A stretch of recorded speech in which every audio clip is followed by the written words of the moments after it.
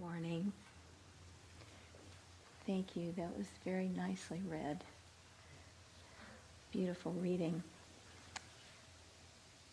In the reading today, Swami talks about the bittersweetness of human experience. Smiles of welcome one day, insults, even condemnation and persecution the next. This is the roller coaster ride of human life, the polarity, the duality of human life. Up and down, hot and cold, male and female, good things happening, bad things happening, good, evil, all of that duality. Dharmadas in the purification ceremony was talking about we have these two eyes to see. We see everything in terms of duality. That positive and negative experience is like a pendulum that swings back and forth with its own momentum going into pleasure as far as it can and then has to swing back into pain. And from there, back into pleasure, back and forth. It gets really old. It gets tiresome. It gets monotonous. A great saint said, a pleasure is an interval between two pains. And pain is an interval between two pleasures. So how do we get off of this roller coaster? Well, fortunately, we have the yoga teachings. We have the ticket out. We just have to use the ticket. We have to practice the teachings. We have to do the work. Swami Kriyananda once had a dream in which he was in this huge building, like a warehouse. And in his dream, there were many people there with him. And every day, the torturers came in and they tortured everybody. And day after day, you just spent your life being tortured. Then one day, Swami saw a way that he could escape. And so he told a few of his friends, let's get out of here. There's a way out. And so they like Indiana Jones escaping the bad guys, they found their way out and they thought they were going to be chased by their torturers. And at a certain point they turned around. Nobody cared. The torturers were still there, just torturing anybody who happened to be there still. Paid no attention to Swami and his friends getting out. And he realized that this world just tortures us. We're so used to it we don't even notice. It's just normal. The roller coaster ride, up and down. Or think of it as the pendulum swinging back and forth. Fear and all the negative things that can happen to us. Just regularly tortured. But we have that ticket. And instead of swinging with the pendulum, we can remain centered. Those ups and downs can happen, but we can become even-minded. Master and Swami both made such a point of being even-minded and cheerful. I remember Swami when I was very young on the path, 22 years old, just knew at Ananda. He took me by the shoulders and he looked deeply into my eyes and he said, even-minded and cheerful. I get this through your concrete skull. You've got to learn this. And I still remember that lesson. We had a workshop here yesterday on independence and mobility as people age. And we spent an hour of that workshop practicing falling. What does it take to fall safely without hurting yourself? What do you do? How do you do that? And it was fascinating because it was the yoga teachings. Stay centered in the self. Stay grounded. Stay in your spine. And then the presenter gave us all these little tricks of, the instant reaction to, oh, I'm falling. Just like the instant reaction is, oh my God, there's heavy traffic, I'll never make it in time. Is to go out of yourself, to start splaying out your arms and legs, or mentally your freak out nerves, they all just start splaying out. But instead, he said, bring in your elbows, go down on your knees, sit. And he showed us all these techniques for how you do that safely. And he was fabulous. He was rolling all over the floor. See how simple it is. It's just becoming centered, going back to that center. And it's the same in all the ups and downs of life. Don't get all splayed out from yourself. Come back to your center. And then it's not so bad, You can do this. It's not that hard to do. I've told you that story of Swami who, this was in the 70s or maybe even earlier. He landed in the Delhi airport, massively crowded, big festival in town. There were no hotel rooms available, he found out later. So he arrives, and the people who are supposed to pick him up aren't there. There's no cell phone, there's no internet access. It's in the days when there were barely telephones. Most people's reaction would be, okay, well, I've got to find a phone, I've got to get a taxi, I've got to get a hotel room, I've got to run around with a head without its chicken. But instead, he went back to his center. He said, Divine Mother, what do you want? And then standing in front of him was someone who said, you must be Swami Kriyananda. My friend, Dr. Mishra, has told me so much about you. You must be he. And Swami said, oh, I've been longing to meet him, but I didn't have his address, Dr. Mishra. Do you know where he is? Well, yes, I happen to be going there right now. Let me take you with me. And we can see him. And Swami met his friend, and he had a place to stay, and everything was in divine order.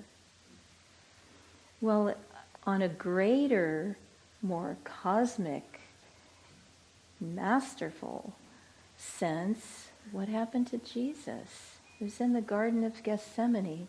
He knew what would happen. He knew he would be lifted up, crucified. Imagine looking forward to that. Looking forward to not just having to do your taxes or oh my God, I've got to do a presentation, but I'm going to be crucified. Jesus knew that. What an incredible test. Lord, let this cup pass from me. Nevertheless, thy will be done. He surrendered to God's will. He went through that incredible test. More than 2,000 years later, it is the greatest story ever told. He surrendered to God's will. He went through the anguish and pain and, my God, have you forsaken me? How can you let this all happen? But into thy hands I commend my spirit. And then the resurrection. God knew that without that drama, the resurrection would not have been possible.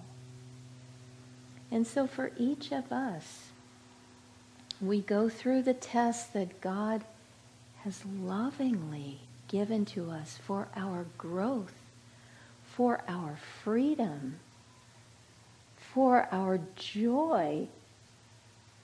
And they may seem like the crucifixion, but in the end, it's for our resurrection. So how do we get to that point where we can say, okay, I'm going to try for even-mindedness. I'm going to stop the pendulum swinging. I'm going to find my center. I'm going to live there.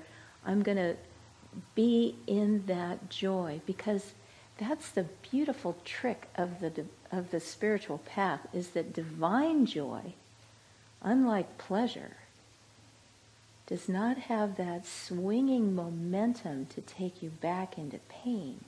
It transcends it. Divine joy has no opposite. It goes into ever new joy. So if we can transcend that duality, how do we do that? Well, the first thing is to want to say, God, help me do this. I don't want to be tossed around like a rag doll in a storm. I want to be centered amidst the crash of breaking worlds, as Yogananda said. Let me find that strength, that foundation, that trust, that surrender, that knowing that you are with me. How do I get there? We begin by asking, and we say, Lord, help me do this. And the next step is to start to see everything that comes to us as coming from Him. I lost my job. Divine will. What do I need to do? I guess I got a better job coming right around the corner. Let me look for that. Let me put out the energy to find that. It's going to be so much better. I lost my spouse. Well, I guess God wants me to focus on Him now. Let me give everything to Him. Let Him be my center of reality. Every single thing that happens. My child. Something's happening with my child. Give it to God. What does He want? What is that child teaching me through this experience? How can I give divine love to that child? Whatever it is, everything that happens, everything, surrender to God. And little by little we start to attune our will, our little feeble will that's all tangled up in I like this and I don't like that. And so you must want this to happen because it's what I want. So that must be the divine will. All those machinations have to go. The ego has to go. But why do we want the ego? That's what's being tortured in that dream of Swami's. That ego is being tortured day and night. We have to rise above that consciousness. And then we can see that there is divine joy and live in that joy. I will end with a very quick story about asking. That first step, asking Spirit, asking God to come and help. So this was a pastor who had a little storefront church. This is a true story. Ananda has had many little storefront churches in the past. And his church was called Almighty God Tabernacle. And so the pastor was working late one night, 10 o'clock on a Saturday night, and he thought, well, let me call my wife before I wrap up and get ready to go home. So he called his wife, and the phone rang and rang and rang and rang, and she didn't pick up. So he thought that was really odd, but he hung up and he wrapped up and he was just leaving, and he thought, well, let me try one more time. So he called his wife, and she picked up on the first ring. And she said, no, the phone didn't ring in the house before. So they just brushed that off and went on. And so that was Saturday night. Then on Monday, the pastor got a call. And the man said, why did you call me Saturday night? And the pastor said, I didn't call you. And the man said, well, it rang and rang and rang, but... And then the pastor said, oh, I know, I'm sorry to have disturbed you. I must have gotten the wrong number. I was trying to call my wife. And the man said, well, let me tell you my story. He said, I was very, very depressed, and I was considering ending my life. And I prayed to God. I said, please, God, if you're there, help me. Show me a sign. And the phone rang. And it rang and rang and rang because when I looked at the caller ID, I was too scared to pick it up. It said, Almighty God.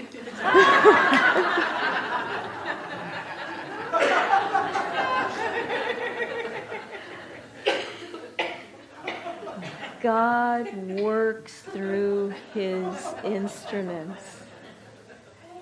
And he is never far away. We are made of him. His spirit dwells within us. He is always just a call away.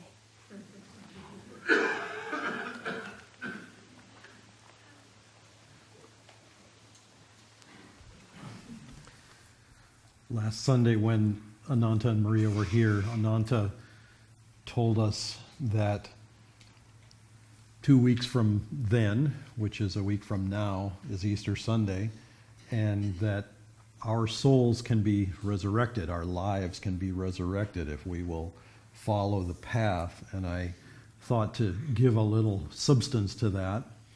And there's an event that happens every year on the Monday that follows Easter. I don't know if you all can think what that event is. It's certainly something that I was tuned into in a particular period of my life. It's the Boston Marathon. And I used to run marathons, in fact, not very many, but I have run several. And so I followed the Boston Marathon as a high schooler. Well, it so happens that this year is the 50th, and I later found out the 51st anniversary of a particular event in the Boston Marathon. Anybody have an idea what that might be? In 1967, the first woman officially ran in the Boston Marathon. And the reason it's the 51st anniversary is that when you go into one of these things and you actually research the story, there's always more to the story, I found out. Turned out that there was a different woman who had run the year before, but she had not registered for the Boston Marathon, so she ran unofficially. But anyway, 50 years ago, a woman named Catherine Schweitzer registered for the marathon as K.V. Schweitzer, and which she didn't think anything of it at the time. That's how she signed her articles that she wrote for the newspaper, so she just filled out her application that way, not realizing that it was a men's event in the AAU cycle of events, which meant that she wouldn't be allowed to run. Well, she got an official number 261, which is now a famous number, as you'll hear soon, and she entered the marathon. Now, prior to this, a little event had happened. She was training with her then boyfriend and later husband, and they were running and running some distance. He was training for the Boston Marathon. And he happened to mention to her that he was planning to run it. They were running 15 miles. That's not a small training run. And she said, oh, I want to run that. And he said, well, you can't. He said, well, why not? He said, because women can't run marathons. Not possible. And she said, well, I can. And he said, so prove it to me. And she said, I will. And so they kept on training. Well, he ran that marathon with her. And there's this iconic moment, and if you should ever Google it, you will see, because one of the race officials spotted her running this marathon with the number 261. She had her official tag on. And he was so outraged, he jumped down and he tried to rip the number off of her back. And her boyfriend, who was an All-American football player, launched into this guy like a hockey player, checked him, knocked him flying. And you can see all this actually. You can see the photos of it. It's quite dramatic. Anyway, she finished the marathon. This was before the era of the cell phones that could, get whatever to happen partway. Anyway, she ran and she finished the whole darn thing. And now 50, and of course there was another woman who had run it the year before unofficially and had done very well then as well. And they are both recognized now. But why do I tell the story? Because there was a consciousness that said, oh, you can't do that. It's not possible. Women are too fragile. And guess what? Women are not too fragile. People are not too fragile to run marathons. And I did it myself, and I can tell you it's not super easy to run a marathon. It's not always the most fun thing. This earlier woman, Bobby Gibbs is her name, ran in 1966, and she said, I can run 30 miles. Why the heck can't I run 26.2? Well, in the race, she was really going. She actually had much better times in those earlier years than this other lady. She ran 20 miles, which they say is the first half of a 26-mile marathon, and the other half is the last 6 miles. And I can tell you from my experience that that's true. You hit the wall at 20 miles if you have gone too fast in the first 20, and the last 6 are a little more challenging. And that happened to her as well. She really struggled in the last 6 miles, but she thought, I'm going to finish this thing and I'm going to do it. And she did. And the reason I tell this is because there is a kind of marathon that we do. And it's not 26.2 miles. That's a worthy goal and a worthy attainment to accomplish. There's a different kind of marathon that we do here, and it's called an all-day meditation. And it so happens that there's one coming up this coming Saturday. We do 2 of these in a year. One is right before Christmas, and the other is the Easter Saturday, the silent Saturday that comes between Good Friday and Easter Sunday. And it's an opportunity to invoke the power and blessing of Christ. And there are those voices, and perhaps they echo in your mind as well as others, mine included at different times in my life, that say, you can't do that. That means sitting all day. That's not possible. Your rear end will get sore. Your mind will wander. Oh my goodness, all kinds of, dire fears and colossal sufferings will happen. Guess again, it is possible. And not only is it possible, but if you try, even if all you can do is a little part of that day, and we'll post the schedule here this week so you can see when the breaks are. It's not a straight 8 hours with no chanting, no break or anything like that. There are breaks along the way. But it is a marvelous, people have deep, deep experiences every single time we do one of these. There is a powerful experience of the living presence of Christ, because Christ was not just a person. Christ is a living life, a living consciousness.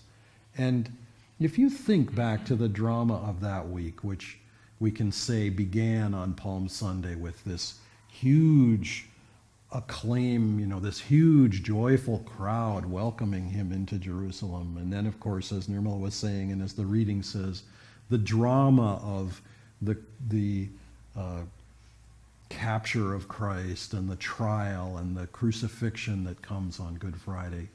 Wow, what an amazing challenge to go through. I mean, if God tells you, oh, by the way, this week's not going to end so well for you, it's going to be a little rough. I mean, it'll turn out good after this week, but this week, not so good. I'm going to need your life from you. That's a pretty tall order. That's not possible. How can you be even-minded? How can you accept the will of God when the will of God says, oh, by the way, I need your life this week? That's going to be part of the drama. But Christ was at the point where he could realize, as the affirmation was saying, my life is one with the universal life. My life is not limited to my little definition of self. The little self with the small s, not the big self with the capital S. My life is not that. My life is an example. My life is a source or a wave of God's power moving through the world. And if God chooses to end it in one particular moment or in one particular way, then it's his chance to do that. And, of course, Christ did get lifted up. And I don't mean lifted up on the cross. I mean he was lifted up in resurrection. And that drama of resurrection will come to each of us. There will be some death of little self in one way or another. And I don't think for most of us it's going to be crucifixion. But yes, that little self we have to give up that. But it's not a painful giving up. In the Festival of Light that we'll do in a few minutes, there's the lovely line that said, in the past, sorrow and suffering were the coin of man's redemption.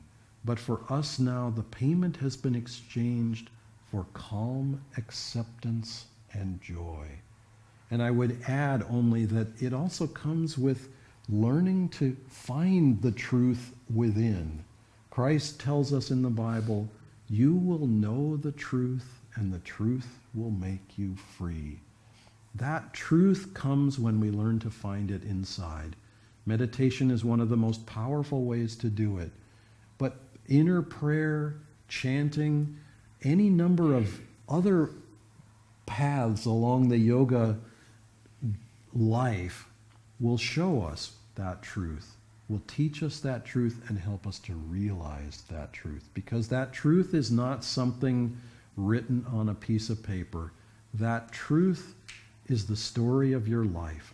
That truth is the truth of your own being in God. And that is what's waiting for all of us. And I love the line in the reading where Swami says, even a beggar has lived or will have lived the greatest drama ever written, greater than the greatest epic. So let us live that drama as well. And please come and join us next Saturday if you can.